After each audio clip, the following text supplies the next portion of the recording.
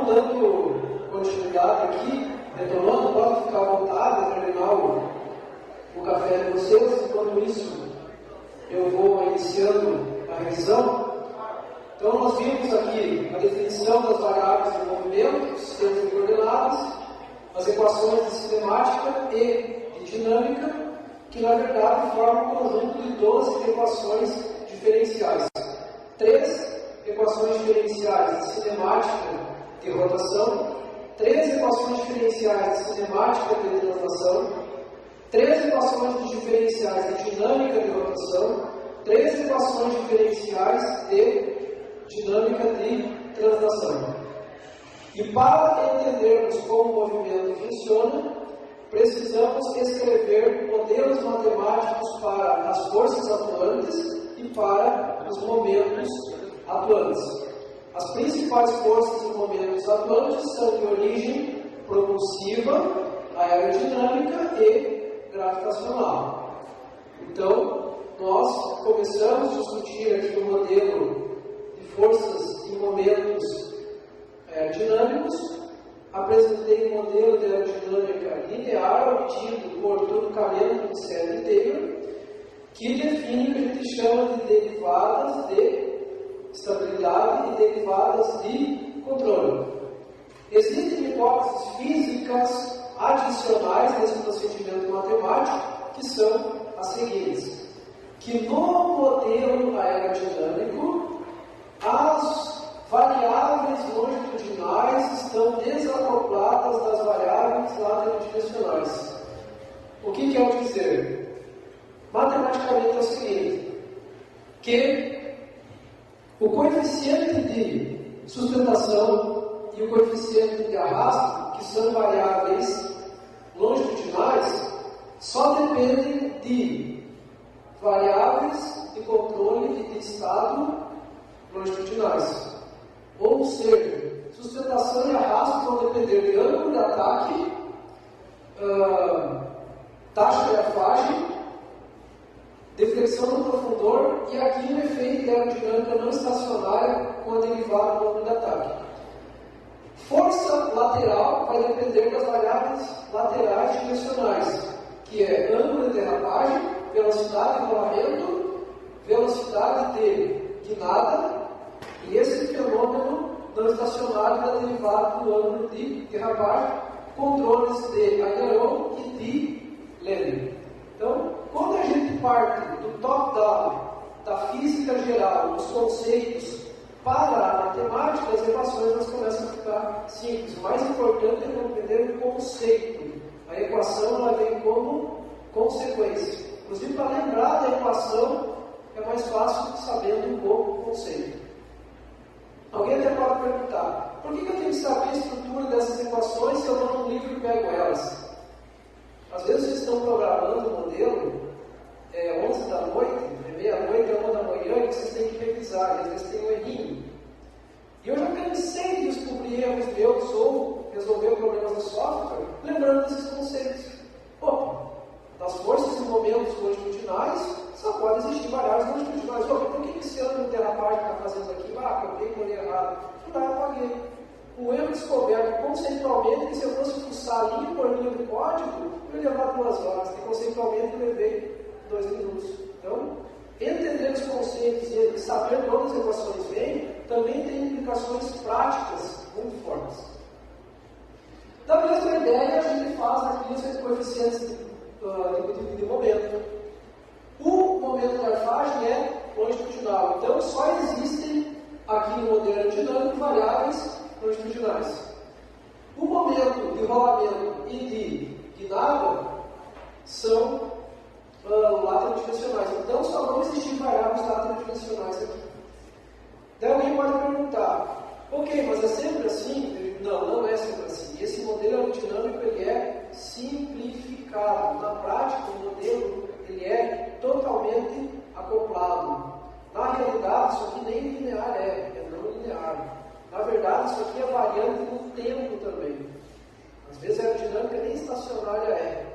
Mas é o que a gente consegue fazer para obter um modelo matematicamente tratável a ponto de simular e estudar o controle básico do avião. E como que a gente resolve isso aqui? Que remédio a gente dá para isso?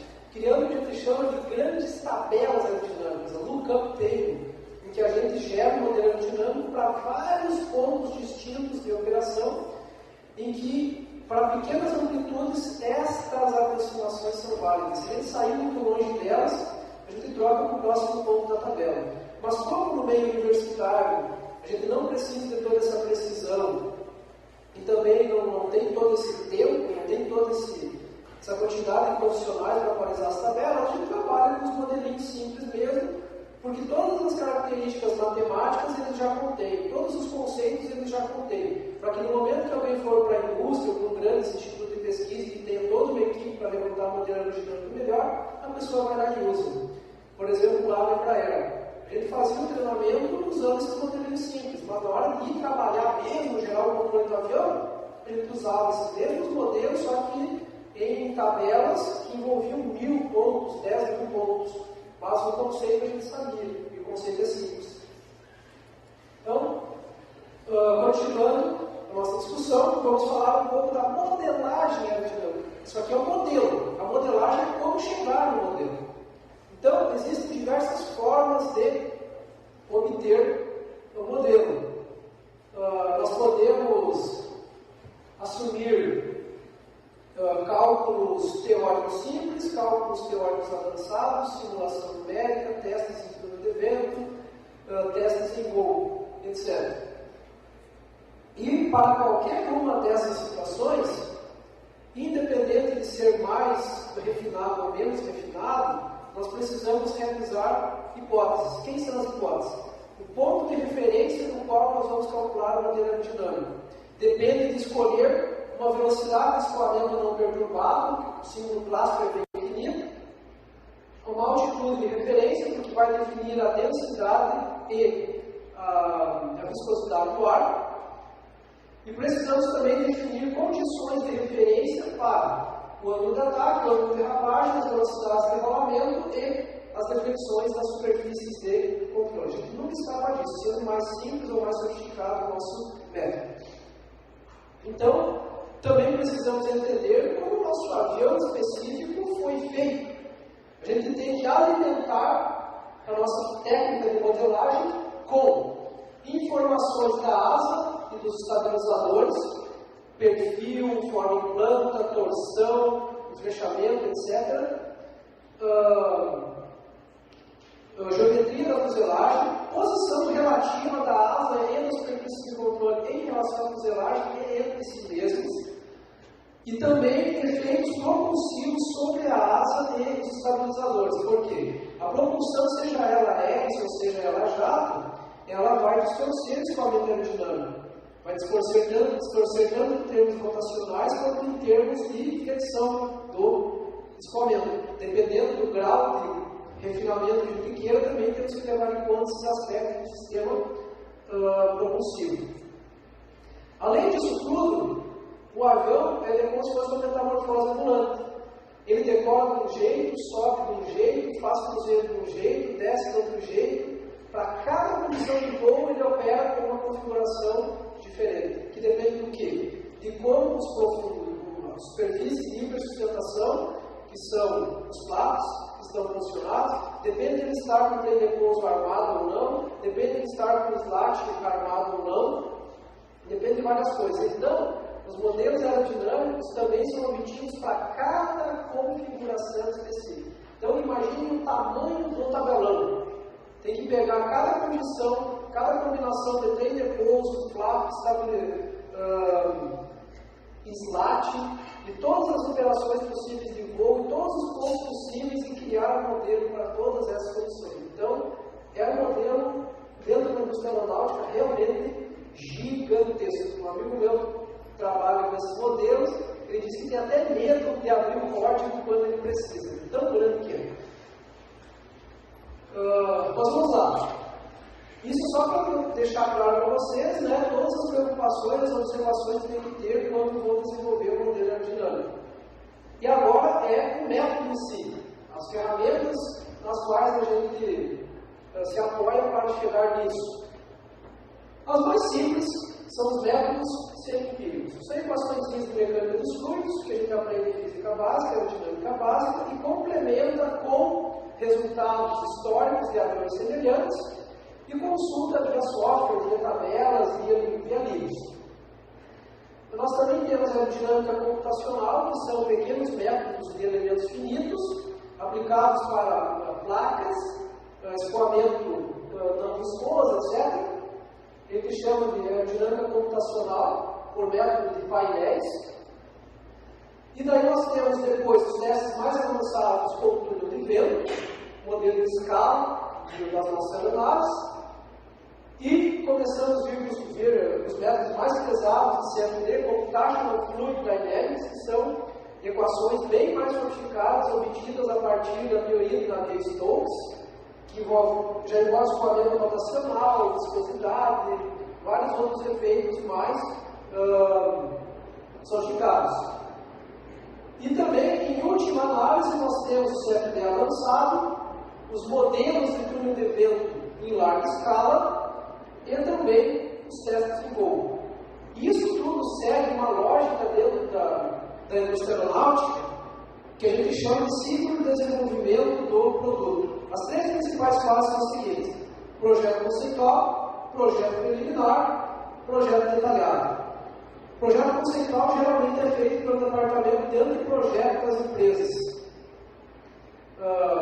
Projeto preliminar é o departamento dentro do projeto como suporte da área de sistemas, da área de produção, da área de insights, etc. Projeto detalhado é a fase que realmente envolve aqueles 2.000, 13.000, 4.000 engenheiros do projeto do avião. O grau de profundidade aqui vai aumentando, a quantidade de pessoas envolvidas vai aumentando também. Então, os métodos semi-empíricos e de aerodinâmica computacional por painéis são muito usados em projeto conceitual. Os métodos de túnel de vento com escala reduzida e de CFD são usados em projeto preliminar. E os métodos de CFD avançado, modelo de túnel de vento de larga escala, teste de voo, é um projeto detalhado. Na universidade, geralmente, nós nos concentramos nessa fase do projeto conceitual pela quantidade de pessoas e pelo nível de precisão que a gente quer obter.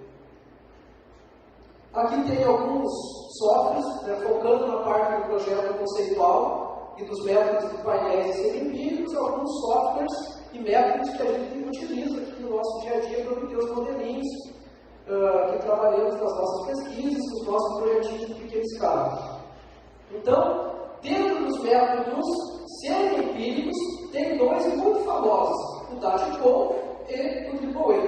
DATIPOL é um software da Força Aérea Americana que incorpora equações de mecânica de fluidos e também dados históricos de aviões de várias décadas. Eles usaram isso no projeto da Força Aérea várias décadas atrás, e depois esse projeto tornou aberto, é um software público que pode baixar pela internet.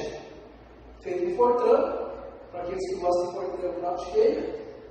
E tem também o AAA, é Advanced Aircraft Analysis, que é do professor Rostam, que é um dos maiores especialistas do mundo em projeto conceitual e preliminar. Ele fez uma série de 12 livros sobre o projeto preliminar e conceitual de aviões, reunindo vários métodos semi-empíricos. Tem software AAA, ele faz a síntese, o resumo de todos esses 12 livros que ele publicou sobre o assunto. Inclusive lá na Embraer tinha uma piada, tinha um colega carioca, dizia, quando você ficar muito bravo com todo esse problema, você dá uma pilha dessa altura de 12.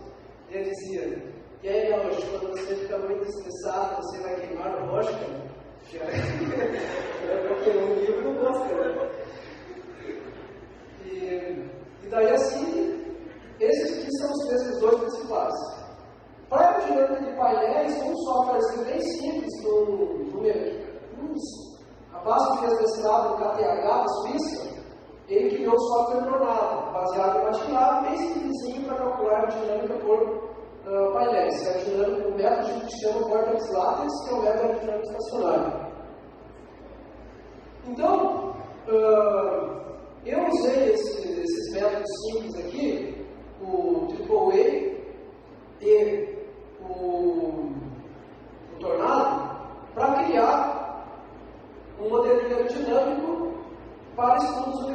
comerciais. A gente sempre procurava lá no ITA métodos, softwares na internet para simular aviões, mas sempre faltava algum dado. Faltava um coeficiente aerodinâmico, faltava algum dado estrutural, faltava algum dado de inércia. A gente falou, vamos fazer o nosso próprio modelo. E assim, o avião, além de ser rígido, tracional, vai ser flexível. A gente fez um modelão gigantesco de 3 aviões flexíveis diferentes e eu disponibilizei na internet. O que eu vou mostrar para vocês aqui hoje é a versão corpo rígido desse avião, que geralmente a gente discute em nível de graduação. O avião flexível geralmente em nível final de mestrado, início de doutorado. Então, eu vou me deter nesse avião corpo rígido. Então, perguntar que avião é ele? Esse avião não existe, é um projeto conceitual que eu fiz e ele é baseado em aviões comerciais de médio porte. Então, as principais referências desse modelo são o Embraer 190 e o Boeing 737-300, que está próximo aqui da capacidade e tamanho do Embraer 190. Baseei também em alguns outros aviões aqui mais antigos, a gente sempre precisa pegar dados históricos de vários aviões diferentes. E apliquei todas as técnicas do Rossi para projetar a estrutura, a propulsão, a aerodinâmica, etc. e tal, desse avião conceitual. Daí me baseei em dados da asa, das antenagens, etc. Todos esses aviões semelhantes aqui. É como se fosse um projeto baseado em estatística. Você pega a estatística de geometria, estatística de massa, etc., de propulsão de vários aviões diferentes e tenta fazer uma coisa meio termo. É claro, inserindo suas hipóteses específicas ao longo do processo. Então, eu defini várias características geométricas, propulsivas para esse meu avião conceitual, que seria alguma coisa parecida com esses dois camaradas aqui. E daí eu apliquei esses métodos de aerodinâmica do Triple Wave e do tornado para obter as derivadas de estabilidade e de controle. Para quem quiser usar esse modelo, eu vou deixar ele junto com a minha apresentação. Também tem um artigo no qual eu apresentei o modelo em 2010, lá no Congresso Internacional. Tem todos os códigos do MATLAB já pronto, já funcionando. Então, vou deixar a disposição de todo mundo. O modelo é para isso, é para disseminação de conhecimento. No ITA, já espalhei para todo mundo, na Embraer também. Então, eu vou disponibilizar para vocês também esse modelo. Aqui tem alguns dados básicos que eu calculei com base a partir desses métodos. Dados da massa do avião, 45 toneladas, em uma fase específica de voo de cruzeiro. Os momentos de inércia do avião, os momentos de inércia, para aqui tem valores numéricos para aquele tensor de inércia teórico que eu mostrei lá no início. Corda média aerodinâmica da asa, 3,666 metros, não foi proposital, isso aqui foi uma atividade que gerou. Envergadura da asa, 28,42 metros. Área da forma plana da asa, 95 metros quadrados. Braço de momento da propulsão, 1,42 metros. Aqui é quanto o motor está abaixo do centro de massa do avião. Se for olhar direitinho, isso aqui é praticamente o Embraer 190. Umas melhorias aqui que eu coloquei para ele ficar um pouquinho mais flexível.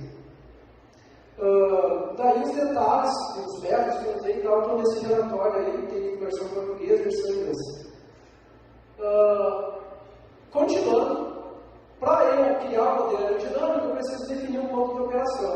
Então eu escolhi o limite aqui dos softwares que me permitiam, que é a altitude de 10 mil metros, o voo de cruzeiro normal, como eu falei em São Paulo, por exemplo, e Mach 0,75.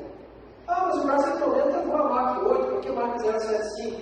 Porque o limite de validade daqueles métodos semi-empíricos geralmente é Mach 0,75.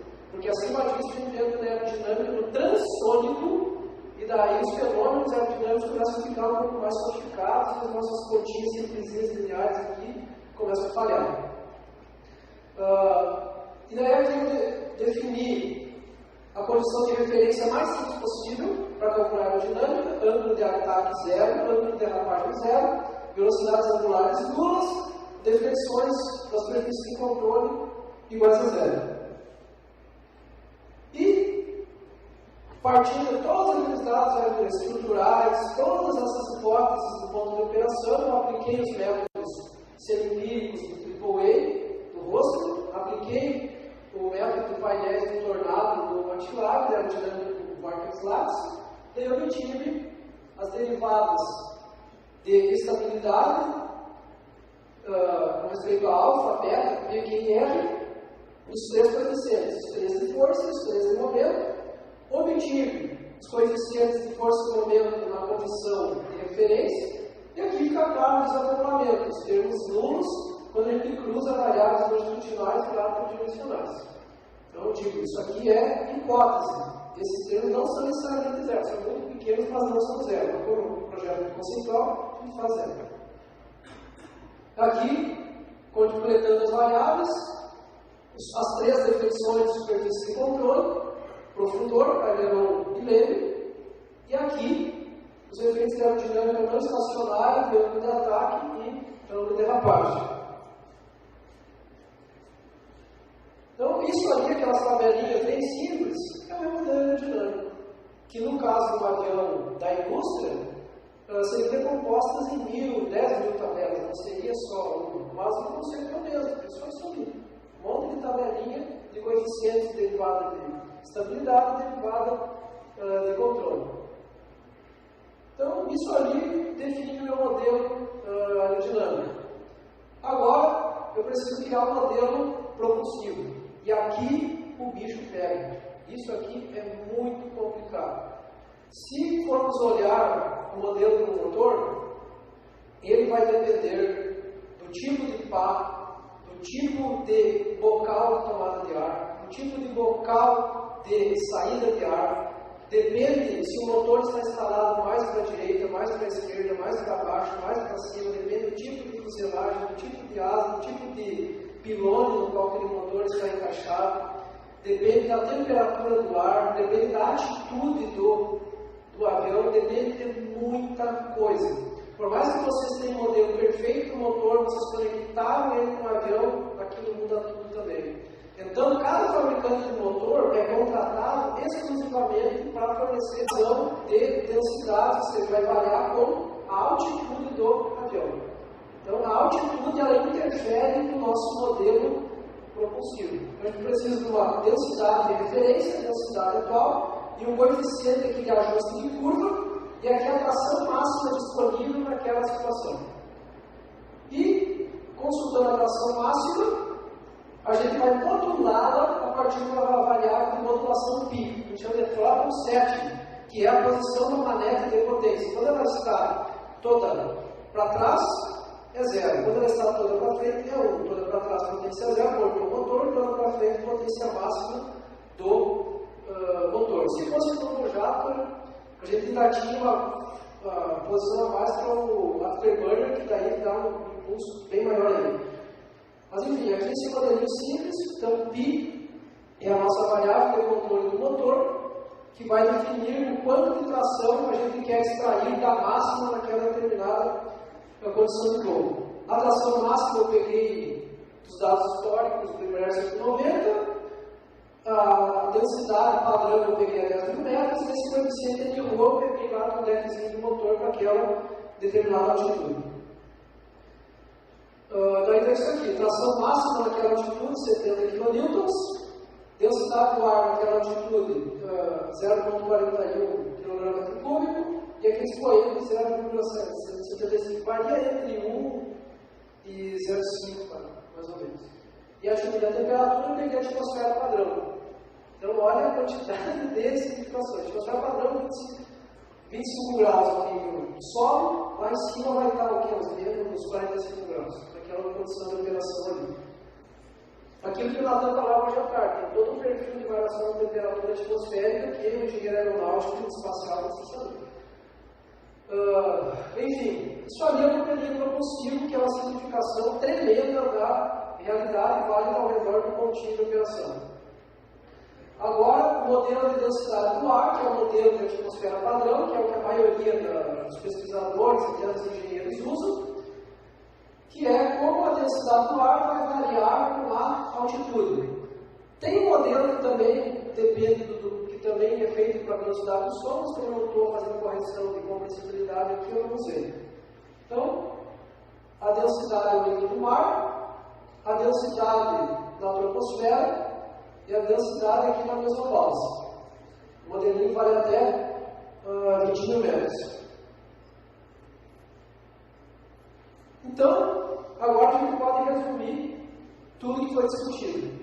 A gente criou as equações de cinemática de rotação, equações de cinemática de translação, dinâmica de rotação, dinâmica de translação, achou o modelo propulsivo, achou o modelo atmosférico, achou o modelo aerodinâmico. Então a gente tem todos os ingredientes possíveis para fechar as equações do movimento. E agora a gente entra em outra área, que é a área de análise, a parte de cálculo, a parte de equações diferenciais, que é como a gente escreve todo esse conjuntão de equações usando uma notação formal de equações diferenciais ou de espaço de estados. Então a gente escreve na forma de equações de espaço de estados. Então aqui temos 5 variáveis de estado longitudinais, que é a velocidade total, ângulo de ataque, velocidade de afagem, ângulo de afagem, altitude do avião. São o que a gente chama as variáveis longitudinais do avião, do movimento simétrico dele. E aqui, dinâmica de translação, dinâmica de rotação, cinemática de rotação, cinemática de rotação, já todas acopladas no movimento longitudinal. Aqui, dinâmica lateral-direcional, ângulo de derrapagem, velocidade de rolamento, velocidade de guinada, ângulo de rolamento, ângulo de guinada. Então, dinâmica de rotação, dinâmica de translação, dinâmica de rotação, dinâmica de rotação, cinemática de rotação. Todas as equações aqui resumidas. Para o matemático, só se importaria receber essas equações. Mas o físico e engenheiro precisam saber toda a origem delas. A gente precisa saber todo aquele conhecimento anterior. Mas se você tiver um matemático controla esse avião, ele só queria receber isso aqui e deu. O Takashi, meu orientador de doutorado, ele dizia que tinha uma chinesa lá na Inglaterra, excepcional, matemática, do grupo dele. Sabia abrir tudo quanto é conta de análise, de cálculo variacional, etc. Mas ela não sabia nem o que era a realimentação. Então, a importância da gente conhecer física. E aqui, finalmente, as duas equações que não são nem longitudinais nem lateral-direcionais, são do deslocamento horizontal, x e y no sistema inercial. Simplesmente equações de cinemática de translação. Então, isso tudo a gente chama de modelo de variáveis de estado. São 5 variáveis de estado longitudinais, 5 variáveis de estado lateral-direcionais, 2 variáveis de estado de deslocamento horizontal. Daí nós, cálculo 4 aqui, cálculo 3, agora não sei qual que é, criamos o vetor de estado com essas 12 variáveis de estado, chamamos de x grande negrito, e criamos o vetor de controle. De onde vem o vetor de controle? Do modelo propulsivo e do modelo aerodinâmico. Então, π, a posição da maneta de combustível lá do modelo propulsivo, deflexão do profundor aereo e leve, vem lá do modelo aerodinâmico, naquele desenho que eu mostrei lá no início.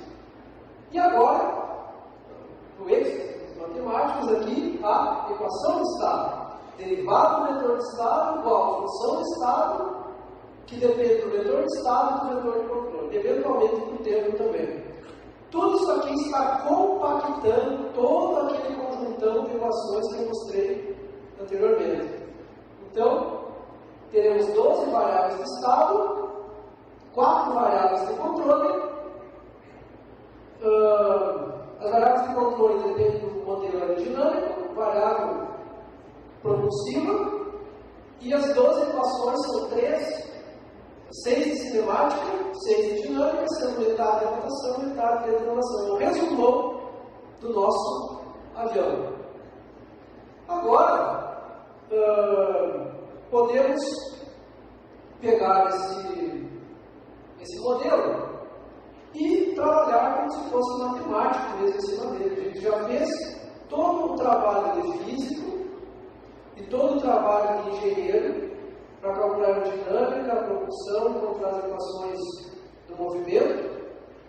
E agora começamos a entrar mais no trabalho do matemático, que é pegar aquelas equações e analisá-las mediante ferramentas de avaliação de equações diferenciais. Uma delas é encontrar o ponto de equilíbrio da equação não linear.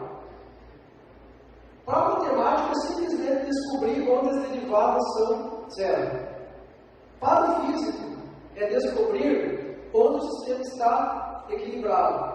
Para o engenheiro ou para o piloto, é descobrir onde o avião está trimado, que chama, a condição fixa de operação. Um voo com altitude constante e um determinado apontamento constante do nosso avião. Vamos ver se as equações conseguem reproduzir as expectativas da realidade. Então a gente vai usar elas primeiro para fazer balanço longitudinal, que é o quê? Manter o avião com altitude constante, velocidade constante e ângulo de inclinação da asa zero, que é o voo longitudinal. Equilíbrio longitudinal que a gente chama. Voo estreito, voo reto e nivelado. Nós vamos ignorar a variável de azimuth, porque voo reto e nivelado não depende do azimuth, do espaço isotrópico. E os deslocamentos horizontais, eles não entram em equilíbrio, porque o avião tem que estar sempre andando para se manter estável. E as variáveis desconhecidas do equilíbrio são o ângulo de ataque, ângulo de derrapagem, velocidade de airfagem, velocidade de rolamento, velocidade inclinada e ângulo de airfagem. Idealmente, a gente já sabe que as velocidades de rolamento angulares vão ser zero e o ângulo de derrapagem vai ser zero. Mas vamos ver se a matemática realmente nos diz isso. E também precisamos saber quem são os controles que geram o equilíbrio. O lado direcional já sabe que vai ser zero, vamos ver se a matemática confirma. E vamos descobrir a posição do manete e a inclinação do profundor necessárias para equilibrar o avião. Isso aqui é o que o piloto faz. Ele bota uma determinada propulsão e uma determinada deflexão de profundor para que o avião voe naquela velocidade e naquela altitude. Então vamos ver se o nosso modelo matemático consegue adivinhar o que o piloto faria. Então, vamos definir a condição de altitude de 10 mil metros e velocidade de 200 metros por segundo, que é na Mach 0,7, 0,68, mais ou menos. E vamos botar o programa para rodar e verificar se ele realmente encontra um ponto de equilíbrio razoável, um ponto de trimagem razoável. Então, o que eu fiz? Eu programei todas as equações do movimento no arquivo do script do MATLAB e calculei simplesmente um zero de função. Eu fui lá e verifiquei o ponto no qual a equação de estado vale zero, ou seja, no qual as derivadas são nulas. Num curso mais detalhado, a gente abriria um programa e tal, a gente reprogramaria, setaria as variáveis, mas aqui eu só trago a resposta pronta para vocês, porque o nosso tempo é curto. Para quem quiser olhar com detalhe depois, aqui está um script no qual pode ser feito, que é simplesmente o quê? Programa todas as equações de movimento, iguala todas as derivadas a zero, certas condições de contorno e verifica o valor das variáveis independentes, das variáveis dependentes. Então, o nosso software aqui me deu a resposta. Ângulo de ataque zero, aproximadamente 0,7 graus, velocidade de airfagem zero, velocidade de rolamento inclinada zero, ângulo de derrapagem zero, deflexão de profundor e medo zero, é exatamente o que a intuição prevê que o piloto humano faria. 0,3776, aproximadamente 40%, é a posição da manete de combustível nessa situação, e deflexão de profundor aproximadamente 1 grau. E ângulo de ataque igual ao ângulo de airfagem. Ou seja, isso aqui, se mostrasse para um piloto, ele ia dizer, ok, realmente é isso aí. Então, o modelinho está redondo, está rodando exatamente segundo as expectativas que seria para essa condição de voo. O ângulo de ataque baixo, o ângulo de efecção de profundor baixo, cerca de 40% da posição da maneta para sobrar potência no caso de falha de motor ou no caso de ter que reagir a uma rajada. Então o maneirinho está rodando redondo. O Embraer 190 realmente é um avião bom. Daí aqui eu fiz um teste para verificar se o ponto de equilíbrio realmente é um ponto de equilíbrio, ou seja, coloquei aqueles controles, coloquei aquelas condições iniciais de ângulo de ataque, ângulo de derrapagem, ângulo de arfagem, etc. Botei o simulador rodar e verifiquei se a resposta realmente satisfaz as hipóteses, que é o quê? Velocidade constante, altitude constante. E realmente, simulei o modelo não linear, a velocidade ficou cravada em 200 metros por segundo, a altitude ficou constante em 10 mil metros, e essas variações aqui são 10 a menos 15, ou seja, fica praticamente zero. Aqui também isso fica praticamente constante, a ângulo de ataque constante, a ângulo de derrapagem de arfagem praticamente constante, que só é o numérico, e a velocidade de arfagem praticamente nula, ou seja, aqui o cálculo do equilíbrio realmente funcionou.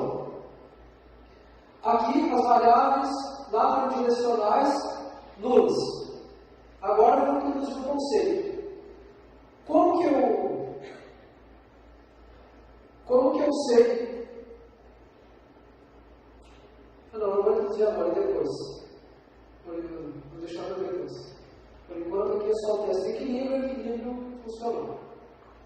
Separação. E aqui a trajetória do avião. Simplesmente uma linha reta, porque o voo é reto e nivelado. Ou seja, todas as hipóteses triviaizinhas foram satisfeitas aqui nesse nosso problema. Então, conclusões desse nosso pequeno exemplo. As condições iniciais das reflexões da surfície de controle realmente conseguiram gerar um bom equilíbrio com velocidade e altitude constantes. Agora, antes de terminar o nosso primeiro bloco, nosso segundo bloco, vamos falar aqui do teste de equilíbrio laterodirecional. Quando a gente começa a estudar e começa a trabalhar com mecânica de voo, o tempo inteiro está calculando o equilíbrio longitudinal, porque ele é o mais importante. E às vezes a gente esquece que existem outras situações de equilíbrio. E uma delas é o equilíbrio em curva. O avião, muitas vezes, fica em voo de espera e ele está equilibrado naquele voo. Só que nem todas as variáveis estão constantes. Algumas variáveis estão se alterando, mas mesmo assim ele está numa condição de equilíbrio com todas as forças e momentos compensados. Então, uma dessas condições é um voo curvilíneo, que fica sendo realizado, por exemplo, em cima de um aeroporto em momento de espera. No voo curvilíneo, nós vamos definir uma altitude constante, uma velocidade constante, uma taxa de apontamento do avião constante, a taxa de turn rate, que é a taxa de curva do nariz do avião, e o ângulo de derrapagem. Se o ângulo de derrapagem for zero, a gente chama de curva coordenada. O piloto bom ele consegue fazer curvas coordenadas bem feitinhas, sem ângulo de derrapagem. Se a curva não é coordenada, o avião começa a derrapar, começa a ir para um lado e olhar para o outro, começa a dar mal-estar, etc. Então, um bom piloto conseguia fazer curvas coordenadas. Isso a gente faria botando ângulo de derrapagem igual a zero. Mas não é obrigatório, para fazer uma curva não coordenada também. A desvantagem da curva coordenada é que a asa vai inclinar bastante. A gente vai ver o resultado da conta daqui a pouco. E aqui nós temos variáveis que não entrarão em equilíbrio, que as coordenadas de deslocamento plano, que não entram em equilíbrio, com o avião está andando, e o ângulo de azimuth, que ele está o tempo inteiro girando, então não vai entrar em equilíbrio. E as variáveis desconhecidas do equilíbrio vão ser as velocidades angulares, ângulo de ataque, ângulo de arfagem, ângulo de rolamento e as reflexões de todos os controles. Novamente, seguir o método aqui é pegar o software, igualar as derivadas a zero, calcular o zero da função, definir essas condições: velocidade 200 metros por segundo, altitude 10 mil metros, Que estúpido esse modelo aqui, o cara está fazendo uma curva a 10 mil metros. Mas é por quê? Porque é o único que o meu modelo aerodinâmico tinha. Se eu tentasse fazer a 1000 metros, o modelo aerodinâmico não ia mais ser válido. Então eu fiz essa condição meio absurda aqui, uma curva a 10 mil metros. Eu poderia estar fugindo com um atentado terrorista, por exemplo, um míssil em si. Daí a taxa de curva, 1 grau por segundo, que daria uma volta completa a cada 6 minutos, que é bem razoável para o avião comercial. E beta igual a zero com a curva coordenada. E os resultados foram esses aqui. Ângulo de ataque aproximadamente 2 graus, ou seja, o avião inclinou mais o nariz. Por quê?